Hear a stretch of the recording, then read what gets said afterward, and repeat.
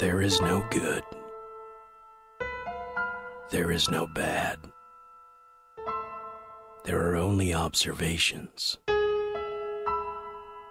And I am witness to them all.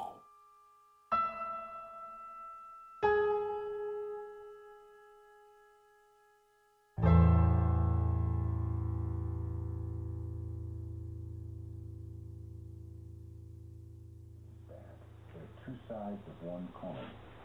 So enlightenment should be in practice. That is the right understanding of practice and the right understanding of our life. So to find pleasure in suffering is the only way to accept the truth of transiency. Without realizing how to accept this truth, you cannot live in this world. Even though you try to escape from it, your effort will be in vain. If you think that there is some other way to accept the eternal truth that everything changes, that is your delusion. This is the basic teaching of how to live in this world. For most people, everything exists. They think whatever they see and whatever they hear exists. Of course the bird you see and hear exists. It exists. But what I mean by that may not be exactly what I mean. Concentration is not to try hard to watch something. In Zazen, if you try to look at one spot, you'll be tired in about 5 minutes. This is not concentration. Concentration means freedom. So your effort should be directed, believing in something which has no form or no color, which is ready to take form or color. This enlightenment is the immutable truth. It is on this original truth that our activity, our thinking, and our practice should be based.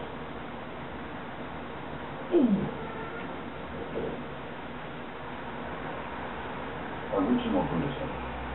Walking, standing, sitting, and lying down are the 4 activities or ways of behavior in Buddhism. Zazen is not one of the 4 ways of behavior. And according to Buddhism, because of your idealistic effort, your practice will confine you by a thick wall. We should not confine ourselves by a self-built wall. Some may attain enlightenment and some may not. It means that even if we have no experience of enlightenment, if we sit in the proper way with the right attitude and understanding of practice, then that is beyond those distinctions or feelings. So we should not ask, what is enlightenment experience? That kind of question means you do not know what an experience is. Enlightenment cannot be asked for in your ordinary way of thinking. Knowing when to stop has never been a post I could ever get a rope around. It has always been my nature to go head-bent and full bore into the forest of whatever my thoughts got a fix on. This mode of travel often found me face down in the ditch because I failed to navigate the curve, or because I never even saw the curve. Always being told that I had gone too far, too fast. I'd be hauled out of the ditch and parked at a safe location closer to home to lick my wounds. As soon as I was able, I'd be back at it, pounding again and again, crawling behind the wheel. Each journey taking me farther and faster in search of new roads, ignoring the curves for distant ditches, hitting deeper and harder. Hurt like hell, every one of them.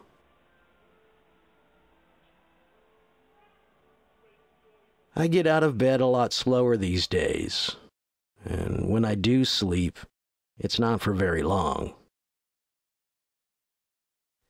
While I may travel at a more precise pace, and I don't cover the miles that I used to, I continue to go farther, patiently, into the surroundings of the here and now, by the simple and mindful act of doing the moment, one after another. I am humbled by and grateful for scars. Sometimes it takes a ditch to show you the road. I will never be able to get my arms around what or wherever too far is. I have, however, settled into the skin of what I know to be true. There are no mistakes.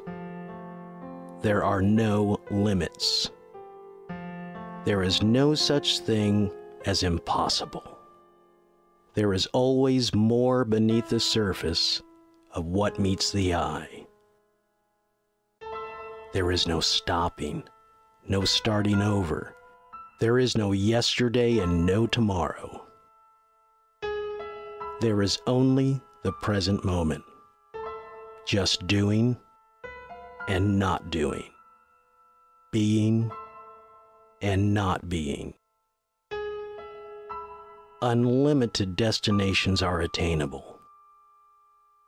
I need not a road to travel by. In simply sitting quietly, observing, I remain available to the universe, to do the moment, to carry firewood, and to draw water.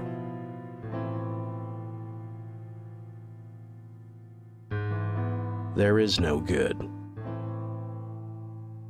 There is no bad. There are only observations. I am witness to them all.